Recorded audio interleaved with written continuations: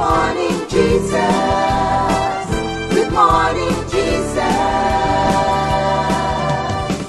Good morning, good morning. Gising sa umaga, hanap-hanap ka. Dulot ng salita mo, nagbibigay buhay. Kasarap na mga lamang, may nagmamahal sa'yo. Salamat sa'yo, Panginoon.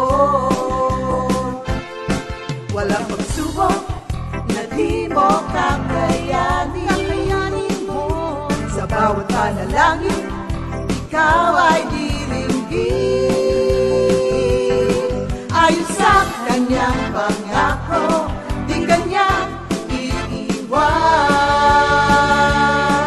Salamat sa'yo, Panginoon. O kay buti mo, Panginoong Jesus. Kay ganda ng buhay kong taglay.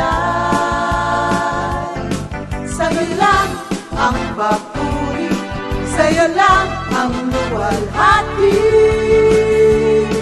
Sa aking buhay, ikaw ang number one.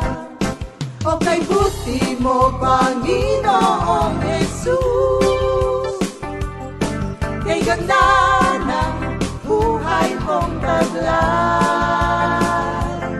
Sa'yo lang ang papuri, sa'yo lang ang luwalhati.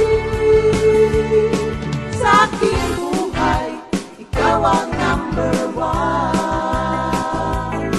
Sa aking buhay, ikaw ang number one. Sa aking buhay, ikaw ang number one.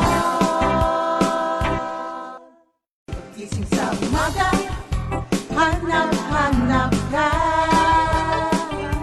Dulot ng salita mo, nagbibigay buhay. Kasarap na mga lamang, may nagmamahal sa'yo. Salamat sa'yo, Panginoon. Walang pagsubok na di mo kakayanin mo. Sa bawat panalangin, ikaw ay diringgin. Ayon sa kanyang pangako, di kanyang iiwan. Salamat sa'yo, Panginoon. O kay buti mo, Panginoong Jesus. Kay ganda ng buhay kong taglay. Sa'yo lang ang papuri, sa'yo lang ang luwalhati. Sa aking buhay, ikaw ang number one. O kay buti mo, Panginoong Jesus. Kay ganda ng buhay kong taglay. Sa'yo lang ang papuri.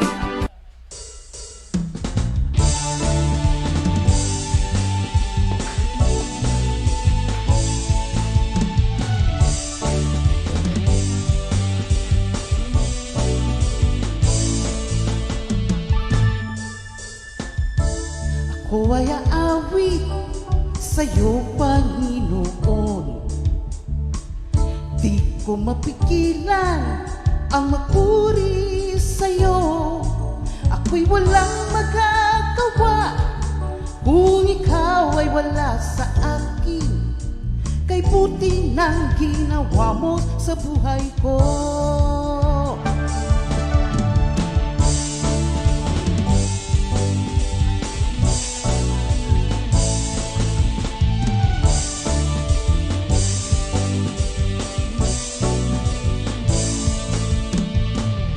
Magpasalamat sa ating Panginoon. Ang ginawa niya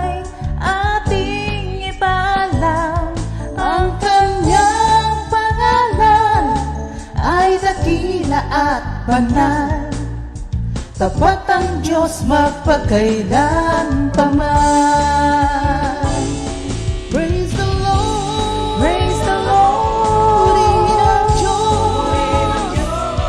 Thank you, Lord. Salamat sa Diyos. Glory to God. Luwalhati sa Diyos. Amen. Hallelujah. Ikaw ang dakila.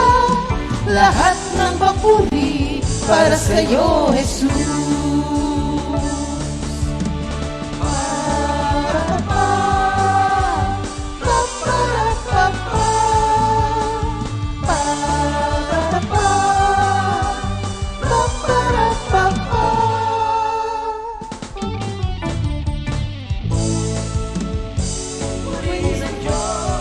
Thank you, Lord. Salamat sa Diyos. Glory to God. Luwalhati sa Diyos. Amen. Hallelujah. Ikaw ang dakila. Lahat ng papuri para sa iyo, Jesus. Praise the Lord. Praise the Lord. Purihin ang Diyos. Thank you, Lord. Salamat sa Diyos. Glory to God. Luwalhati sa Diyos. Amen. Hallelujah. Ikaw ang dakila. Lahat ng papuri para sa iyo, Jesus.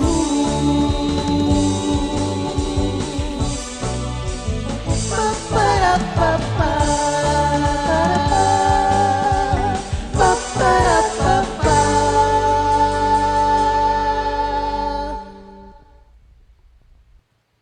Good morning, Jesus! Paparapapa. Thank you, Lord. Ayan. Beng, bati ka muna, Beng. Good morning, Jesus. Good morning po sa atin lahat, mga kapatid. Alam ko, naging masarap ang tulog natin dahil sa malamig na panahon. Kaya thank you, Lord. At tayo lahat ngayon ay narito upang makinig ng kanyang salita. Amen. Amen. Thank you, Lord. Sige po, bago po tayong magsimula ngayon, tayo po'y mananalangin muna. Thank you, Lord. Thank you, Jesus. Panginoon, maraming salamat po, Lord, sa oras na ito pinagkaloob mo sa amin. Na muli, Lord, ay papurihan ka, pasalamatan ka, at makapag-aral ng iyong banal na salita. Kami po inyong gabayan mula sa oras na ito hanggang sa matapos po ang gawain ito. At sa mga kapatid namin, Lord, na nakikinig, buksan mo po ang puso ng bawat isa upang matanggap ang pagpapala mo sa araw na ito. Sa pangalan ni Jesus, Amen. Parang may lakad si Sister Beng, ano? Oo. Wow, madali. Mukhang maganda gising mo, Beng. Ah. Ang taas ng energy mo, no? Mas mataas ang energy kaysa sa akin. Thank you, Lord. Ayan po. Ngayong araw na to, sa pagpapatuloy po ng ating series na yung IMs, 7 IMs of the Lord. Natalakay na po natin yung I am the bread of life na nasa John 6:35. Oh, he who comes to me shall never hunger, and he who believes in me shall never thirst. Tapos, sumunod po yung I am the light of the world na diniscuss naman ni Pastor Alex, no? Na siya ang ilaw ng sanlibutan. Tapos, sa araw po na ito, ayan, maganda yung ngayon. I am the door. Tama ba, Sister Beng? Yes po. Ayan. Pangatlo po. Pangatlo na pong I am, mga kapatid. At tunghayan po natin ngayon kung ano naman ang matututunan natin dito sa I am the door. Amen. Praise God. Basahin ko lang po sa ating scripture sa John 10 verse 9. I am the door. If anyone enters by me, he will be saved and will go in and out and find pasture. Thank you, Lord, for this word. Alam niyo po, napakaganda po talaga ang pag-aralan itong I am dahil ito po ay ang proclamation ng His unique God's unique divine identity and purpose. So talagang habang inaaral natin tong I am, makikilala po natin yung ating Panginoon kung sino siya at ang kanyang purpose. So dito po sa I am the door, balikan po natin yung, kasi ito po ay isang metaphor. Din sa, nung time ni Jesus, ang mga shepherd po, kapag nasa countryside, meron po silang tinatawag na sheep pen. Ang sheep pen po yung doon nila pinapasok ang mga sheep. It is made of stone. So, napapaligiran po ito ng stone. At may maliit lang pong entrance. Itong entrance na ito, mga kapatid, kapag gabi na, pinapasok na ng shepherd ang mga sheep, siya po ay matutulog doon sa may entrance na yon. Siya po ang magsisilbing door or gate. Kaya ang mga galing sa labas, hindi basta-basta makakapasok. At yung mga nasa loob ng mga sheep, hindi naman makakalabas kasi yun lang po ang opening. Ito po ay isang metaphor dahil hinantulad po ng Panginoon na siya po ay sinabi niya na I am the door. So, hindi po ito door na merong hinges, na pintuan, kundi itong door na to, kagaya nung nasa yung shepherd na yun na nagsilbing door, ay isang tao. So itong ating Panginoon, nung sinabi niyang I am the door, malaking bagay po ito, mga kapatid. Dahil sabi nga po sa John 14:6, I am the way, the truth, and the life. No one goes to the Father except by me. So ang sabi ng Panginoon, siya lang ang daan para tayo makapunta sa Ama. At sa Acts 4:12 po, nakasaad doon, salvation is to be found through Him alone. In all the world, there is no one else whom God has given who can save us. So napakaganda ng sinasabi nito ng ating Panginoon that I am the door. Ibig sabihin, siya lang ang tagapagligtas, siya lang din ang daan patungo sa Ama. Alam niyo po, bakit kaya ito nabanggit? Kasi kung aaralin po natin ang John 9, makita natin doon yung bulag, yung pinagaling ni Lord na since birth, bulag siya. Pinagaling siya ng Panginoon. Pero, ang sabi ng mga Pariseo, hindi sila maniwala na siya ay bulag, na siya ay pinagaling ng Panginoon. Ang nangyari sa kanya, siya ay itinakwil. Hindi siya itinanggap na. So, ang mga dalawa nga po nakita ko rito eh. Isang pintuan na nagsara at ang isang pintuan na nagbukas. Ang mga Pariseo po ay matutulad sila sa mga taong nagsasara ng pintuan. Kasi yung blind man dapat maliligtas.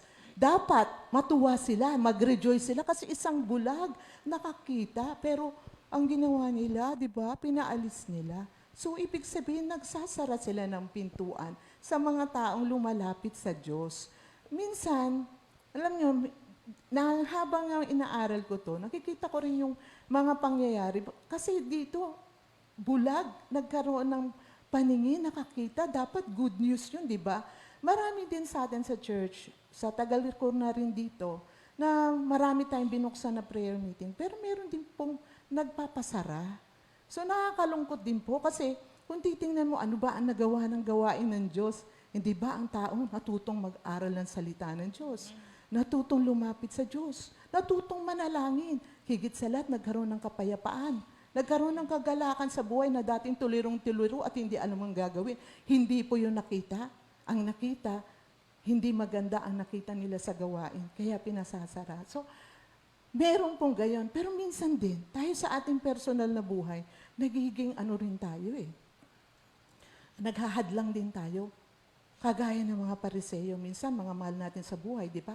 Bagpa may mga narinig tayong mga patotoo na pumunta ng prayer meeting, pag uwi niya, nilak ng pintuan. Di siya pinapapasok ng asawa niya dahil galing siya sa prayer meeting. So, ano pa? Minsan mayroon tayong mga anak, Mama, gusto ko pong maging manggagawa ng Panginoon. Ano sasabihin natin? Walang pera dyan. Diba? Nakakalungkot. Pero pinsan tayo mismo, nagiging hadlang para ang tao lumapit sa Diyos. Minsan dapat ikatutuwa natin na may magandang nangyayari. Kapag ka lumapit sa Panginoon at siguradong may magandang mangyayari, pag hindi po magandang mangyayari, ipatigilin natin. Pero marami pong magagandang ginagawa ang Panginoon kapag ka ay lumapit sa Kanya. So itong pintuang ito sinara ng mga Pariseyo. Ngayon mayroon pong bukas na pintuan. Ito yung pintuan ng Panginoon. Sabi niya nga, I am the door. If anyone enters by me, he will be saved. So, anyone, ibig sabihin, kahit sino, mahirap, mayaman, matalino, hindi masyadong matalino, maganda, at hindi masyadong maganda, kahit sino po invited sa kawan ng Panginoon. Kahit sino po tinatanggap ng Diyos. Minsan naririnig ko nga, ay ayoko dyan sa gawain nyo, para lang yan sa mayayaman. Pero hindi po. Ang gawain ito ay gawain ng Diyos. At kahit sino ay welcome dito. Sapagkat ang Panginoon, ang nais niya, ang lahat ay maligtas. At kapag tayo ay dumaan sa Kanya, tayo'y maliligtas. Meron pong 3 promise dito. Kaya natuwa po ako dito kasi totoo po ito na nangyayari sa lahat ng tumanggap kay Kristo. May example ko nga lang po yung mami ko. Mami, yan. Kasi yung bata pa ako, hindi ko na siya nakitaan na naging masaya. Kung nakita ko man siya maging masaya, parang hindi totoong masaya. Pero nung lumaki na po ako at nakita ko na merong kakaiba sa kanya. Yung kanyang kapayapaan, yung mukha, yung mata niya nagniningning, at para bang kalmang-kalma siya. Sabi ko, ano bang ginagawa kaya ng nanay ko? Ganun pala, siya'y uma-attend na ng gawain. Tinanggap niya na ang Jesucristo sa puso niya. Kaya pala nabago ang kanyang anyo, ang kanyang disposisyon. Kaya totoo na lahat ng lumapit sa Panginoon, may magandang magaganap. Kaya ito, may promise po ito eh. So, tuwan-tuwa nga po ako dito kasi totoo pong nangyayari. Unang-una, magkakaroon ka ng kaligtasan. Sapagkat tayo po mga kapatid, walang makakapagligtas sa atin. Hindi natin kakayanin iligtas ang ating sarili o ang mga bagay dito sa mundo. Hindi kaya tayong iligtas. Sabi nga sa Romans 6:23, for the wages of sin is death, but the gift of God is eternal life through Jesus Christ our Lord. Alam niyo po, kamatayan ang punta natin.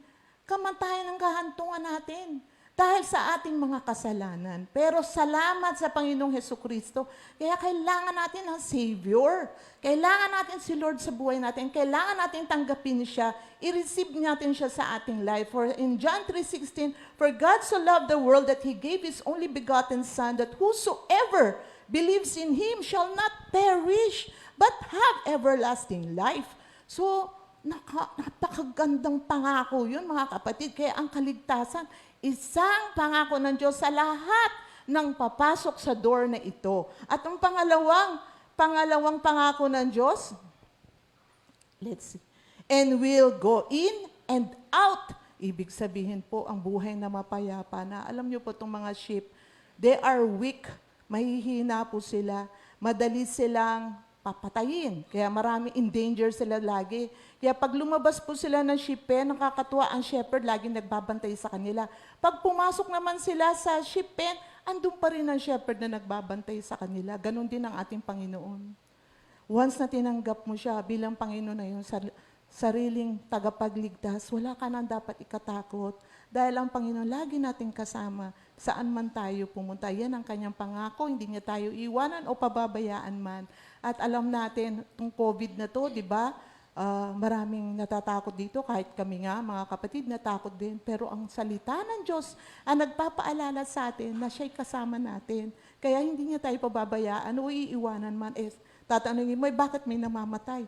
Kahit namatay, na kay Kristo, panalo pa rin.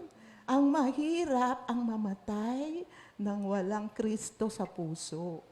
Kaya napakahalaga na tanggapin natin si Jesus. At ang pangatlo, we'll find pasture. So pasture means plenty, saganang buhay, and we will find true rest in Christ. So napakasarap na tanggapin. Kung hindi nyo pa natatanggap, hindi pa tayo pumapasok sa door ni Jesus Christ o si Jesus Christ, hindi pa natin siya tinatanggap sa ating buhay, tanggapin na po natin siya dahil siya lang po ang makakapagbigay sa atin ng kaligtasan, ng kapayapaan, at ng kapahingahan. Kaya kapag na kay Kristo ka, mapayapa ang buhay, may kapahingahan. Tanggapin na po natin siya ngayon sa oras na ito. Amen. Thank you, Lord. Amen. Kaya pala, hyper si Sister Beng eh. Thank you, Lord. Alam niyo, si Sister Beng ay isa sa mga paborito kong tao dito sa center. Thank you, Lord po. Thank you, Lord po. Kasi, yun, May jacket ko. nakakahawa, alam niyo kasi pag nag-aaral kasi siya, nakakahawa yung passion niya sa mga natutuklasan niya. At napakaganda talaga nitong na to. Yung sinasabi ni Sister Beng sa inyo kanina, yung historical background. Alam niyo po ba na meron talaga kasing dalawang klase ng ship pen Opo. nung unang panahon. Yung isa, nakikita yan sa Village. sa mga Parang siya sa isang lugar. shipfold siya, pero maraming flak. Yung nakaka-hold siya ng maraming flak. Iba-iba. Halimbawa, may flak ka ng mga ships. Meron ako. Pwedeng pagsamasamahin yun doon sa ship pen na yon. Kasi ang mga, alam mo, magkadugtong kasi talaga yan, Beng eh. Yung I am the door at saka yung I am the shepherd. Yes po. Oo. Pasyon. Magkadugtong talaga yan at bukas na natin yung yung I am the shepherd. Pero madadaanan natin siya pag pinag-uusapan tong I am the door. Kasi ang mga sheep knows their shepherd's voice. Kaya kahit na siguro mga panahon na yun nagre-rent sila doon sa ship pen na yon. Pagkadating ng gabi kasi, di ba, kailangan ikukulong na. So, wala silang sarili, yung mga shepherd na yung iba, wala silang sariling ship pen. So, ang nangyayari, numerous flocks sa pagkagabi. Kasi, hindi naman sila magkakapalitan ng ship eh. Alam yun ng mga shepherd. Kaya kahit na ilan ang i-hold nila doon. Kasi the sheep knows their shepherd's voice. Kaya pagdating ng umaga, pagka ilalabas na ulit sila, tatawagin lang maririnig lang nila yung boses ng shepherd nila. Alam nila na doon na sila. Susunod na ngayon sila. Kaya kahit na magkakasama yung ilang flocks doon, walang problema, hindi magpapalitan kasi alam nila yung boses ng kanilang shepherd. Pero, merong mga ship pen na yung sinasabi mo, Nasa countryside po yun. nasa countryside. Alam niyo po, pag nakita niyo yun sa mga picture, parang po yan, yung mga bato na pinatong-patong. Yung pinaka-boundary nun ay batong pinagpatong-patong. Tapos walang pintuan yun. Kaya yung shepherd natutulog doon sa mismong daanan na yon. Kaya literally, nagiging siya ang door. Yun ang sinasabi dito ni Lord na, I am the door. Actually, ang purpose ng door na yan ay hindi naman para pigilin yung pumapasok, kagaya nung sinabi mo. Kung hindi, alagaan yung nasa loob na wag lumabas na para hindi mapunta kung saan-saan. Yun ang purpose talaga. Kaya doon siya mismo to protect yung mga nasa loob na. Pero hindi para harangin yung mga gustong pumasok.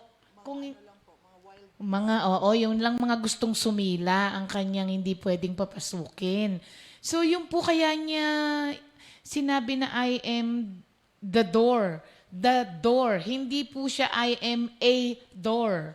Kasi maraming pag sinabi mong I am a door, you are just one of the doors na pwedeng pasukan. Kasi tayong mga tao po, marami tayong pwedeng mga pasukan na pintuan. Sometimes, it leads to a great life, but most of the time, it leads to disaster, even death. Kasi kung saan-saang pinto ang pinapasok. Kaya niya sinabi rito na I am the door at ang ganda nung sinabi ni Sister Beng. Totoo po yun. Kasi maraming mga tao na sinasabi nila, ako ang pinto. Na-experience na kasi natin yan, no? Sabi nga niya, minsan, ang ating pong layunin ay magdala ng mga kaluluwa kay Lord. Pero, nung mga naunang years, sa mga first years ng Comfy, marami tayong mga na-experience na ganyan na pinapaalis tayo sa mga lugar na pinupunta natin, hindi ba? Hindi ba sila matuwa na maraming taong lumalapit kay Lord? Ang nangyayari, pinipigilan. Why?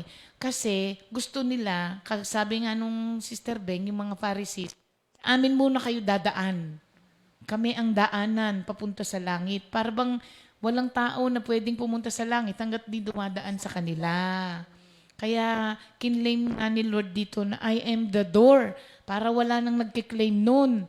Ako lang. So ang ibig sabihin po nun na alam niyo po ano to, exclusive nature of our salvation ang tawag dito. Why exclusive? Because there is no other door that you can enter and be saved. Marami kang pwedeng pasukan na door, pero not to be saved. There is only one door in which people can enter and be saved. Oo, kasi exclusive lamang sa Diyos ang ating salvation. Yun lamang ang pinaka-only means we have to receive eternal life. There is no other way, mga kapatid. Kaya ngayong sa Sunday natin, yung dyan, magkakadugtong nga to, ang galing. Kaya nga sa Sunday, di ba? John 14:6 tayo. I am the way. Oo, kasama yung Sunday Fellowship ni Pastor dito sa ating I am na ito. Kaya abangan niyo po yan, mga kapatid, ha? So, wag po tayong maniniwala kapag sinabi na, sa akin lang, ako lang ang pwedeng sa through me. Para bang kailangan may padrino? Paano? na kailangan pag di ka dumaan sa akin, di ka maliligtas. Hindi po. Kaya ayan, thank you Lord sa ating thank you Lord sa ating VOTD sa araw na ito. Mga kapatid, abangan nyo lagi. Ako nga, natutuwa ako pagka merong ibang nagtuturo, nakikinig akong mabuti. Kasi mga kapatid, marami tayong matututunan para dun sa araw-araw po nating pangangailangan kung how to live a godly life. Yan. Thank you, Lord. Okay, sa araw po na ito ay meron lamang tayong 2 kapatiran na may birthday. Sigurado pa tayo dito? 2 lang ba talaga? Okay. Sa araw na ito, ang may birthday ay si Sister Eileen Simulata ng ating Bulacan Outreach. Amen. Happy Sister birthday, Eileen, happy birthday po. Salamat at para palang pre-birthday celebration nung Sunday. Oo, ang sarap Thank po you, ng Lord. langgunisa. Yes po, ang sarap. Oo, sarap sa sinangag ng langgunisang kalumpit. Tama ba? No? Langganisang kalumpit. Iba yung sinasabi mo.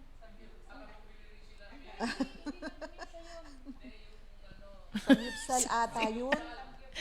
Si Pastor. Anong tayo dyan? Ano yung tawag doon? Ano yun?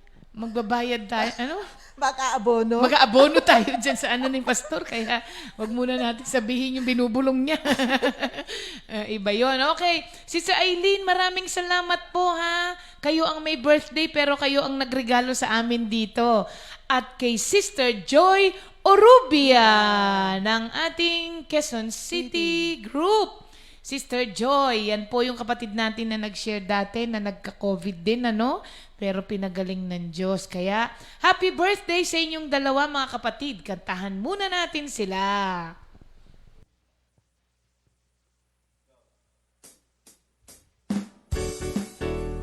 Happy, happy birthday, happy birthday, happy, happy birthday, happy birthday, happy birthday, happy birthday to you. Happy, happy birthday, happy, happy birthday, happy birthday, happy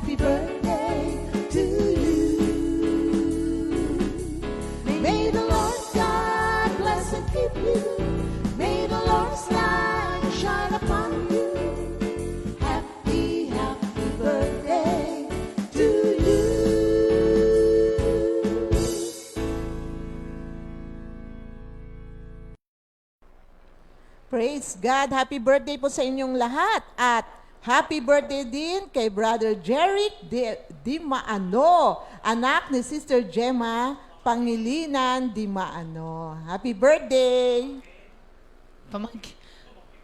Pamangkin ni Brother Arnold, Yes. Dinuduktong mo yun, pero hindi mo sinabi sa amin.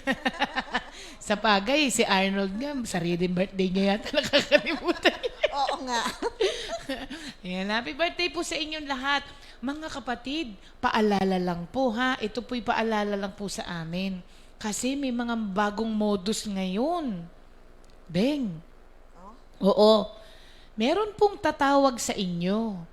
Sasabihin, ma'am, ginamit niyo po ba yung inyong credit card online? Sasabihin nung hindi ko ginagamit. Meron po kasi kayong 16 transactions dito. Sabi, naku, hindi ako nagsha-shopping online. Sabi gano'n nung tinawagan.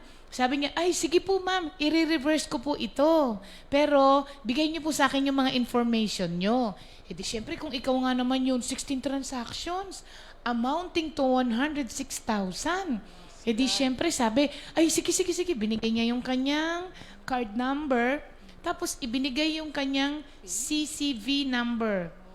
Yung CCV number po, yun po yung 3 number na nandun sa likod, na supposed to be po ay hindi yun pinamimigay. E di sabi niya, sige, binigay niya ngayon. At meron pa pong isa na eto na po ay na kayo, hindi. Wait lang. Maghinala na po kayo kapag inihingi ang OTP. Dahil yung OTP po ay yung one-time password, supposed to be po ay inyo lang po yun. Walang iba, sa inyo lang po yun. That is your security dahil na ikaw lang talaga nakakaalam nun. So sabi ngayon nung scammer sa kanya, ma'am, may darating pong OTP sa inyo. Kakailanganin ko po yan para ma-reverse ko lahat to. Binigay yung OTP. Lahat. Ang bangko, alam niya pagka yung card mo ay ginamit sa illegal transaction. Alam nila yun, kaya nga ite-text ka nila eh. Alam nila kasi alam nila yung history ng mga pagbibili-bili mo, di ba? Kaya pag meron kang binili na out of the ordinary na pinupuntahan mo o kaya yung binibili mo, ite-text ka nila agad kung ikaw yon. So, ang nangyari, na ibigay niya. So, kung ikaw yung nagamit yung card mo, ako laging nagagamit yung card ko dyan eh. Pero, wala akong knowledge doon. Pwede mo yung i-contest. Oo, i-report mo lang sa bangko, tapos mag-fill up ka lang, hindi nila pababayaran sa'yo. Pero kapag kasama ka doon, kasi inalaw mo eh, nagbigay ka ng OTP eh, nagbigay ka ng mga mo, baka hindi na yan pwedeng i-reverse kasi may knowledge ka. So mga kapatid wag po kayong kung yan po ay legal na taga-bangko, hindi po nila tatanungin yung CCV number mo at saka yung OTP. Wala pong pwedeng magtanong sa inyo noon kasi iyo lang po yun. Thank you, Lord, dahil yung isang kapatid natin na yun, hindi, nagsumbong na siya sa bangko, hindi pa nagre-reflect sa kanya. Kaya nakat agad yung kanyang credit card. Binlock na agad ng bangko. So mga kapatid, mag-ingat po tayo Marami pong mga scammers ngayon, lalo na nitong mga panahon na to. Pandemic, di ba maraming mga nangangailangan. So, oo, yung mga may emergency, di ba na na natin sa inyo, isang kapatid natin, siya na nga nasa ospital, nangangailangan, dahil sa kapatiran yung akala niyang nangangailangan, pinadala pa niya yung pera niya. So, wag po Pag meron pong mga ganon, tawagan nyo na lang muna po personally kung kilala nyo po yung tao na nanghihingi ng kasi ginagamit lang minsan yung mga account. Amen. Yan paalala lang po mga kapatid at pwede nyo rin pong i-share ito at ikwento sa inyong mga kamag-anak at mga kaibigan na hindi po nakarinig nito para naman po ma-warningan din sila. Ano po mga kapatid? Okay. It's time for our memory verse of the week. At may time tayo to review. Tumama pa sa'yo, Beng. Ang review natin. For this week, tayo po ay ang VOTD po natin for this week ay nasa John 6:35. And he said to them, sabi niya, I am the bread of life. He who comes to me shall never hunger, and he who believes in me shall never thirst. Nakatingin ako sa iyo kasi ayokong tignan doon. Ako po. Para ma-memorize ko siya. Oo, ulitin natin. Beng, tumingin ka sa akin, Beng. Tapos sabay tayo. Sige po. And he said to him, I am the bread of life. He who comes to me shall never hunger, and he who believes in me shall never thirst.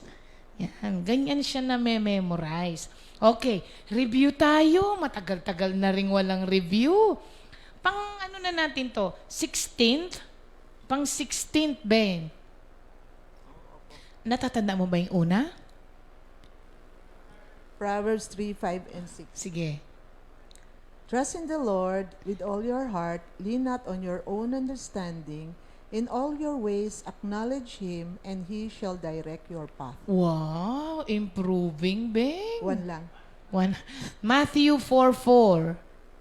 And It is it written, is written, man shall not live live on by by bread, bread alone, but on every word that proceeds from the mouth out of of God. the mouth of God. Tama.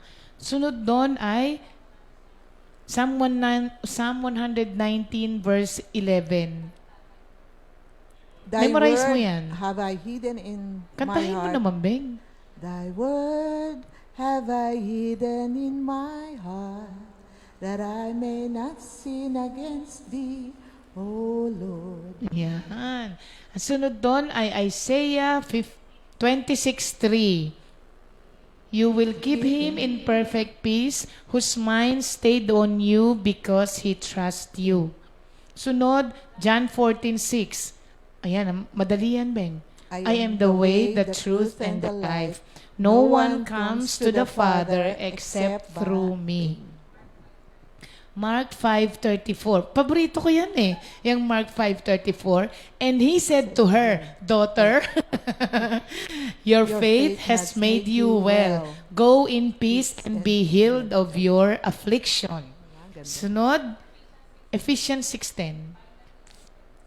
Finally, my brethren, Be strong in the Lord and in the power of His might.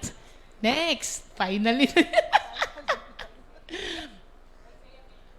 Isaiah 55:8.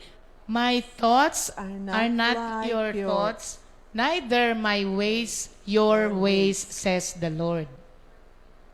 1 Peter 5:7. Alam mo yan, Beng. Casting all your cares. He cares for you. Yan. Romans 10:17. Faith comes by hearing, and hearing By the word of God.